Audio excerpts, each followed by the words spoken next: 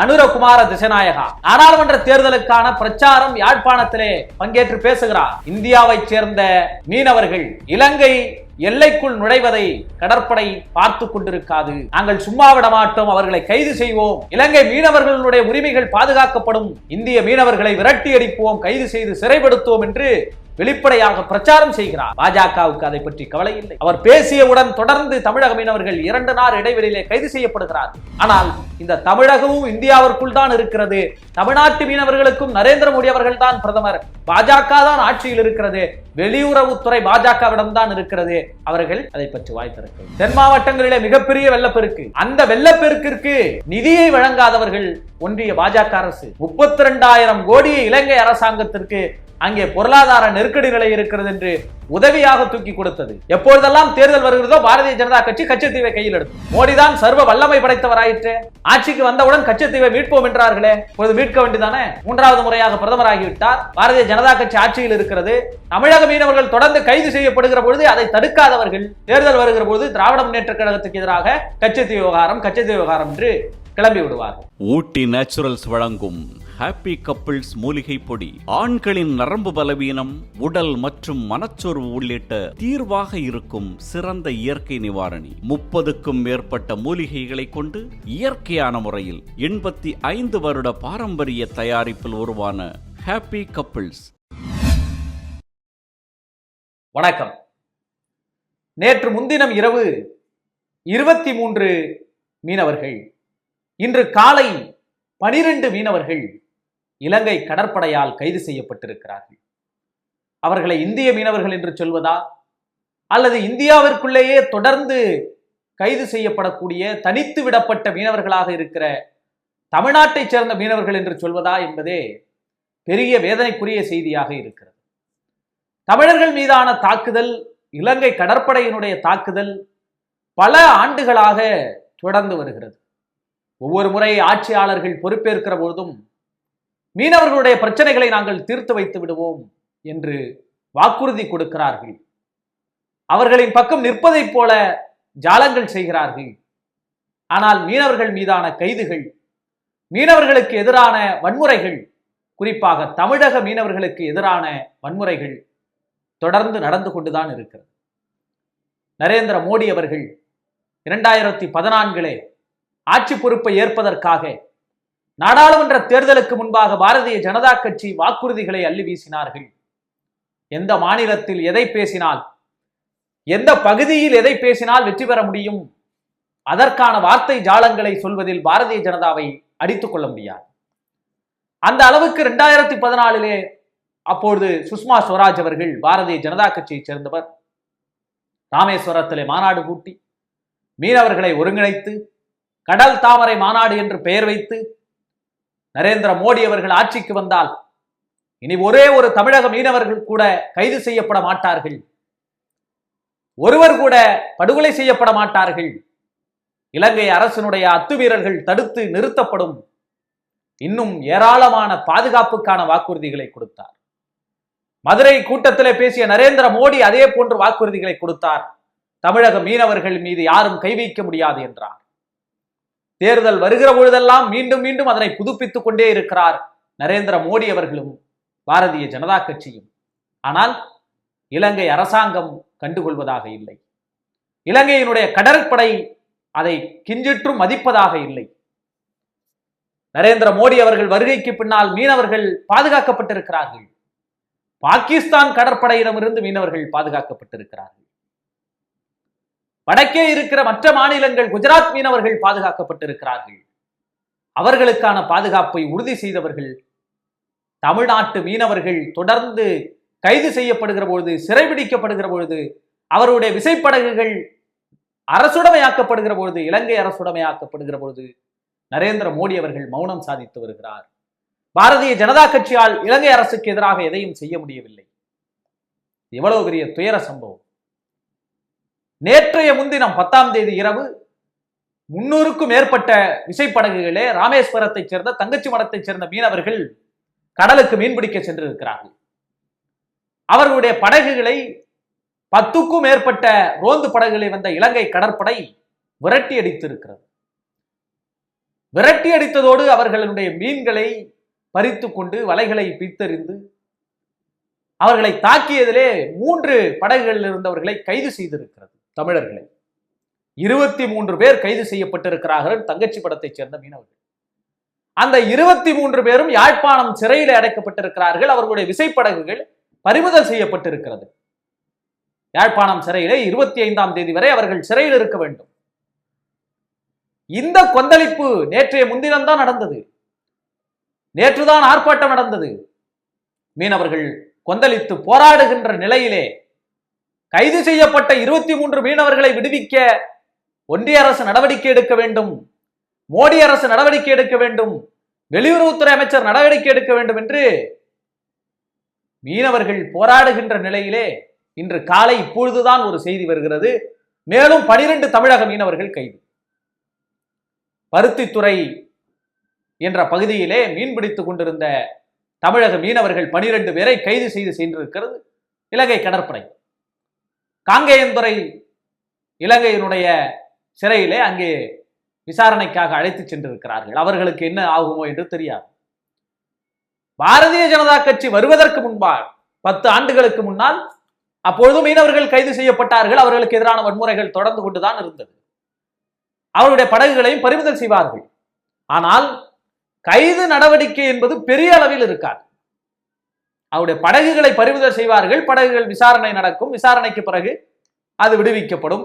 ஒவ்வொரு முறையும் பிரதமர்கள் சந்தித்துக் கொள்ளுகிற பொழுது, அந்த நாட்டு அதிபரை சந்திக்கிற பொழுது குறிப்பிட்ட அளவிலே அவர்கள் விடுதலை செய்யப்படுவார்கள், படகுகள் விடுவிக்கப்படும். ஆனால் கைது செய்து சிறை தண்டனை கொடுப்பது குறைவாக இருந்தது. ஆனால் கடந்த 10 ஆண்டுகளில் இலங்கை அரசாங்கம் தமிழ் மீனவர்களுக்கு எதிராக வன்மையான நடவடிக்கைகளை எடுத்து வருகிறார்கள். கடுமையான தண்டனைகள், 6 மாதங்கள் சிறை தண்டனை, 1 வருடம் சிறை தண்டனை, வருடக்கணக்கிலே சிறை தண்டனை. அவருடைய படகுகளை, விசைப்படகுகளை நாட்டுடைமை ஆக்கியது இலங்கை அரசாங்கம். அவருடைய வலைகளை பிரித்தெறிந்தது, அவருடைய மீன்களை பறித்து சென்றது. கடந்த 1 மாதம் கூட ஆகவில்லை, 4 பேர் தமிழக மீனவர்களுடைய படகிலே இலங்கை கடற்படை மோதி 3 பேர் உயிரோடு திரும்பினார்கள். கவலைக்கிடமா இருந்தாலும் ஒருவர் காணாமல் போனார், இறந்து போனார். மாதா மாதம் இப்படியான வன்முறைகளை தொடர்ந்து வருகிறார்கள். கடந்த 10 ஆண்டுகளில் இது அதிகரித்திருக்கிறது. உக்ரைனுடைய போரை நிறுத்துவார் நரேந்திர மோடி. அமெரிக்காவிலே ட்ரம்ப் அவர்கள் அதிபரானால் நரேந்திர மோடி அவர்களால் எதை வேண்டுமானாலும் செய்ய முடியும். உலக அரங்கிலே மோடிக்கு மதிப்பு இருக்கிறது, மரியாதை இருக்கிறது, சக்தி வாய்ந்த தலைவராக இருக்கிறார். இந்தியா டுடே கருத்து கணிப்பு வெளியிட்டால் அதிலே 10 சக்தி வாய்ந்த தலைவர்களில் மோடி முதலிடத்தில் இருக்கிறார். அண்டை நாடுகள் எல்லாம் மோடியை பார்த்து அஞ்சுகிறது, பயப்படுகிறது. பாரதிய ஜனதா கட்சி இப்படியான பிரச்சாரங்களை, பாரதிய ஜனதா கட்சியினுடைய ஊடகங்கள் இப்படியான பிரச்சாரங்களை தொடர்ந்து முன்வைக்கிறார்கள். ஆனால் எந்த அண்டை நாடும் நரேந்திர மோடி அவர்களை பார்த்து பயப்படுவதாக இல்லை. அதற்கு பெரிய உதாரணம் இலங்கை. இலங்கை அரசாங்கம் மோடியை பார்த்து பயப்படவில்லையா, அல்லது மோடி அரசாங்கம் இலங்கைக்கு அழுத்தம் கொடுக்கவில்லையா என்பது தெரியவில்லை. தமிழக மீனவர்களை கண்டும் காணாமல் அவர்கள் எப்படி போனால் என்ன என்பதை தான் பாஜகவுடைய நிலைப்பாடாக இருக்கிறது. குறிப்பாக வெளியுறவுத்துறை அமைச்சராக திரு ஜெய்சங்கர் இருக்கிறார். நாடாளுமன்ற தேர்தலிலே நிற்காமல் தொடர்ந்து அமைச்சராக கூடியவர், ஒன்றிய அமைச்சராக இருக்கக்கூடியவர். திரு நிர்மலா சீதாராமன் அவர்களும் திரு ஜெய்சங்கர் அவர்களும் தமிழர்கள் என்று சொல்லிக் கொள்கிறார்கள். நாடாளுமன்ற தேர்தலில் நிற்க மாட்டார்கள். ஆனால் அவர்களுக்கு கிடைக்கிற அதிகாரம் என்பது இயல்பாகவே அவர்கள் முக்கிய துறைகளிலே அமைச்சர்களாகி விடுவார்கள். அவர்கள் ஒருபோதும் தமிழர்கள் குறித்து கவலைப்பட்டதாக இல்லை. அந்த வெளியுறவுத்துறை அமைச்சராக இருக்கிற ஜெய்சங்கருக்கு தமிழ்நாட்டினுடைய முதலமைச்சர் திரு மு.க. ஸ்டாலின் அவர்கள் கடிதம் எழுதினார். இப்பொழுதுதான் எழுதினார். இந்த 23 மீனவர்களை விடுவீங்கள் என்று கடிதம் எழுதினார். இலங்கை கடற்படையின் தாக்குதலை தடுத்து நிறுத்துங்கள் என்று கடிதம் எழுதினார். ஆனால் அதன் மீது எந்த நடவடிக்கையும் எடுக்காத ஒன்றிய அரசு மௌனம் சாதித்து வருகிற நேரத்தில் மேலும் 12 தமிழக மீனவர்கள் கைது. கடவுளினுடைய அவதாரம் என்று சொல்லப்படுகிற மோடி அவர்களை இலங்கையினுடைய அதிபர், இப்பொழுதுதான் தேர்தல் நடந்தது, இந்த தேர்தலில் அதிபராக பொறுப்பேற்றார்.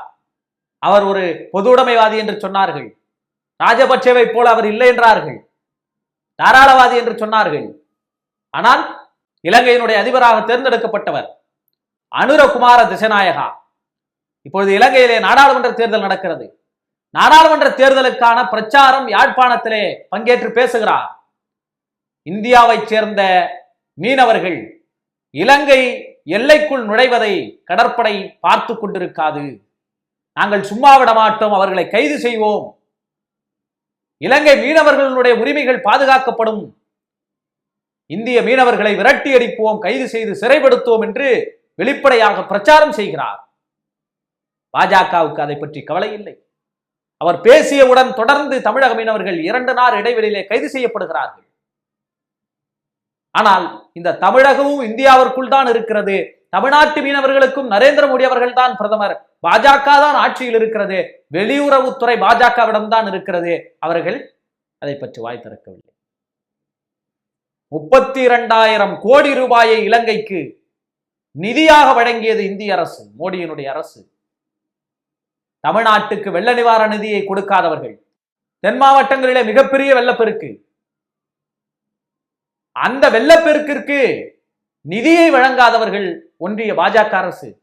32,000 கோடியை இலங்கை அரசாங்கத்திற்கு அங்கே பொருளாதார நெருக்கடி நிலை இருக்கிறது என்று உதவியாக தூக்கி கொடுத்தது.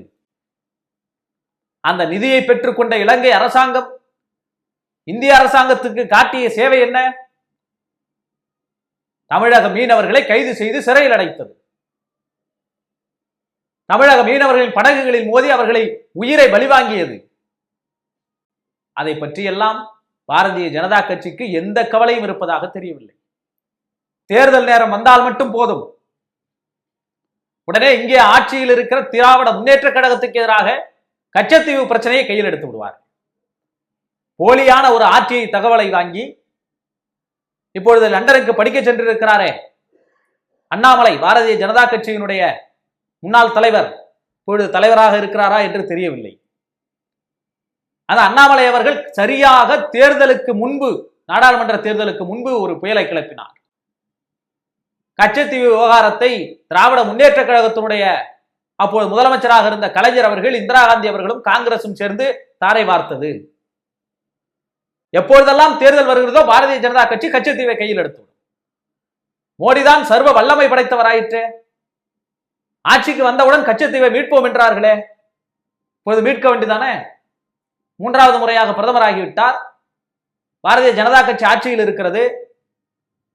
தமிழக மீனவர்கள் தொடர்ந்து கைது செய்யப்படுகிற பொழுது அதை தடுக்காதவர்கள் தேர்தல் வருகிற பொழுது திராவிட முன்னேற்ற கழகத்துக்கு எதிராக கச்சத்தீவு விவகாரம் என்று கிளம்பி விடுவார்கள். ஆனால் மீனவர்கள் தொடர்ந்து பாதிக்கப்படுகிறார்கள். மோடி அரசாங்கம் அதை கண்டுகொள்வதாக இல்லை. எல்லா பகுதிகளிலிருந்தும் அண்டை நாடுகளிலிருந்தும் மிரட்டல் வருகிறது. வங்கதேசத்தில் என்ன நிலைமை? ஏதாவது ஒரு நாடு, இந்தியாவுடைய அண்டை நாடு, இந்தியாவோடு இணக்கமாக இருக்கிறதா? இணக்கமான சூழல் இருக்கிறதா? வெளியுறவுத்துறை தோல்வி அடைந்திருக்கிற நிலையிலே தமிழக மீனவர்கள் மீதான தாக்குதலை தடுத்து நிறுத்த முடியவில்லை. இலங்கை அரசாங்கத்தின் மீது அவர்கள் எந்த விதமான ஒரு கண்டிப்பையும் செலுத்தாமல் தமிழர்களை வஞ்சிக்கிறார்கள், தமிழக மீனவர்களை வஞ்சிக்கிறார்கள். 40க்கு 40 பாரதிய ஜனதா கட்சி தமிழ்நாட்டிலே தோல்வியை தழுவியது. அந்த வெறுப்பில் செய்கிறார்களா என்னவோ என்று தெரியவில்லை. நீங்கள் எங்களுக்கு வாக்களித்தால் தான் நாங்கள் உதவி செய்வோம் என்று பாஜக சொன்னதே. அப்போது இலங்கை கடற்படை, இன்னொரு நாட்டினுடைய கடற்படை தமிழக மீனவர்களை, இந்திய மீனவர்களை கைது செய்தால், சிறையில் அடைத்தால், அவர்கள் மீனவர் படகுகளை பிடுங்கிக் கொண்டு போனால், அடித்து விரட்டினால், துரத்தி அடித்தால், நீங்கள் ஏன் எங்களுக்கு ஓட்டு போடவில்லை என்று கேட்பீர்களா? தமிழகத்துக்கு உண்டான நிதியை கொடுங்கள் என்றால் எங்களுக்கு ஏன் ஓட்டு போடவில்லை? தமிழகத்துக்கு வரவேண்டிய ஜிஎஸ்டி நிலுவைத் தொகை வழங்கியிருந்தால் எங்களுக்கு ஏன் ஓட்டு போடவில்லை? இலங்கை கடற்படையால் பாதிக்கப்படுகிற தமிழக மீனவர்களை காப்பாற்றுங்கள் என்று சொன்னால் எங்களுக்கு ஏன் ஓட்டு போடவில்லை? இப்படி ஒரு கட்சியை எங்கேயாவது பார்க்க முடியுமா? இப்படி ஒரு ஆட்சி எங்கேயாவது நடக்குமா? அந்த அளவுக்கு இலங்கை கடற்படையிடம், இலங்கை அரசாங்கத்திடம் தோற்று போய் நிற்கிறது இந்திய அரசாங்கம், பாரதிய ஜனதா கட்சியினுடைய அரசாங்கம், மோடியினுடைய அரசாங்கம். இனியாவது தமிழக மீனவர்களும் இந்தியாவிற்குள் தான் இருக்கிறார்கள், அவர்கள் மீதான தாக்குதல்களை தடுத்து நிறுத்துவதற்கு நடவடிக்கை எடுக்க வேண்டும் என்கிற எண்ணம் ஒன்றிய பாஜக அரசுக்கு வர வேண்டும். மீனவர்கள் பாதுகாக்கப்பட வேண்டும். நன்றி, வணக்கம்.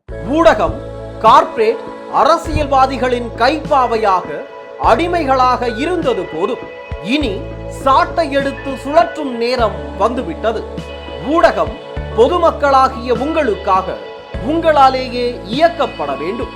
ஊடக சுதந்திரத்திற்காக உங்களின் பங்களிப்பை இன்றே அளித்திடுங்கள்.